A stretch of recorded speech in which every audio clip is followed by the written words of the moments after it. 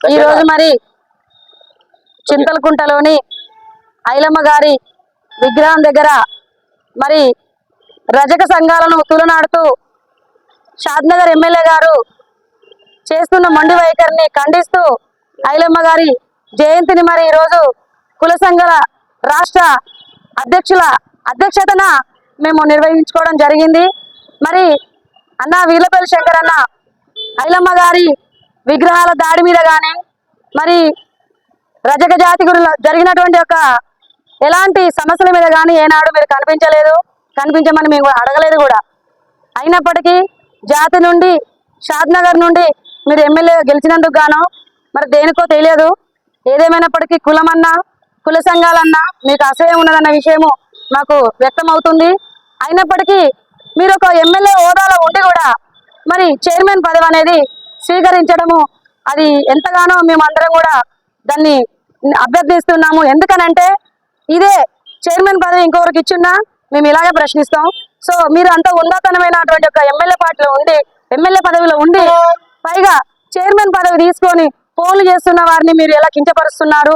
మరి గాంధీ భవన్ నుంచి కూడా ఈ రోజు టీపీసీసీ మహేష్ గౌడ్ గారి ఆధ్వర్యంలో మరి పంజగరంజన్ గారి ఆధ్వర్యంలో ఫోన్ కాల్ చేస్తే కూడా మీరు లిఫ్ట్ చేయట్లేరు. రజక సమాజానికి మీరు తలవంపు తీసుకొస్తున్నారు.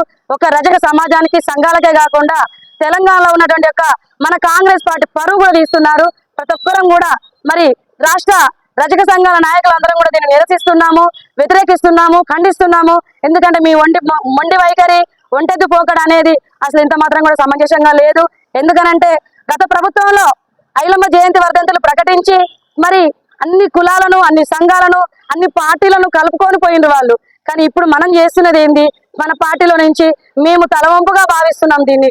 ఎందుకనంటే ఒక మీకోసమే కాదు కదా, షాద్నగర్ కోసమే కాదు కదా ఐలమ్మ పోరాటం చేసింది, బడుగు బలహీన వర్గాల కోసం కదా చేసింది, సంఘపులతో కదా చేసింది, కాంగ్రెస్ పార్టీకో టీఆర్ఎస్ పార్టీకో కాదు కదా చేసింది ఐలమ్మ ఉద్యమము. మరి కుటుంబం కోసం చేసింది కాదు కదా, కులం కోసం చేసింది కాదు కదా, ప్రతి ఒక్కరి కోసం చేసిన పోరాటాన్ని ఈ రోజు మీరు బీజేపీ పార్టీకి అంకితం చేసిన మీకు మేము తగిన గుణపాఠం చెప్పాల్సి వస్తుంది. ఇప్పటికైనా మరి జాతి కోసం పోరాడిన సీనియర్ నాయకులు కావచ్చు, మరి ఆడపిల్లలు కావచ్చు, అక్కచెల్లెలు కావచ్చు, ఒక్క మాట్లాడుతున్న వీర్లపల్లి శంకర్ అన్న గారు కొంచెమైనా చదువుకొని ఇంగితం ఉంటే మరి ఆడపిల్లల్ని ఎంతమంది లిస్టులో మీరు చేర్చారు, ఎంతమంది పోరాటం చేస్తున్న వాళ్ళు ఉన్నారు అందులో, ఏమన్నా కొంచెమైనా దాన్ని సమగ్ర ఆలోచన చేసుకోవాల్సిన అవసరం లేకపోయిందా మీకు? మీరు ఎట్లా పోతున్నారు? అసలు ఏమనుకొని పోతున్నారు? మీ పదవిగా కానీ మీకు కానీ మాకు కానీ ఎలాంటి సంబంధాలు లేవు. మీరు చైర్మన్ గా ఇందులో వ్యవహరిస్తున్నందుకు కానీ మేము ప్రశ్నించాల్సి వస్తుంది తప్పితే మీ పదవితో మాకు పని లేదు, మీకు మేము ఓట్లేయాల్సిన అవసరం లేదు, మా కోసం మీరు పోడాల్సిన అవసరం అంతకన్నా లేదు. సో సీఎం గారు మీకు కట్టబెట్టచ్చు మంచి పదవి, తప్పు లేదు. మీరు ఇంకోరికి ఇవ్వాల్సింది. మా జాతిలో సీనియర్లు చాలా మంది ఉన్నారు, చైర్మన్ గా నేను చేయలేను, ఈ రజకులతో నేను తట్టుకోలేనని చెప్పేసి మీరు పక్కకు ఉండాల్సింది లేదు. ఈ రోజు రజక మహిళ మరి అమ్మలు ఎంతమంది ఉన్నారు, ఎంతమంది పోరాటం చేసిరు జాతి కోసం? కొంచెం కూడా మీరు ఆలోచన లేకుండా ఇంత మొండి వైఖరి దేనికి వహిస్తున్నారు? మన పార్టీకే మీరు మచ్చ తీసుకొస్తున్న ఎమ్మెల్యేగా మరి మీరు ముందుకెళ్తున్న విషయాన్ని మీరు తెలుసుకోవాల్సిన అవసరం ఎంతైనా ఉంది. జై రజక, జై రజక, ఐలమ్మ ఆశయాలు, ఐలమ్మ ఆశయాలు. ఒక చిన్న వాయిస్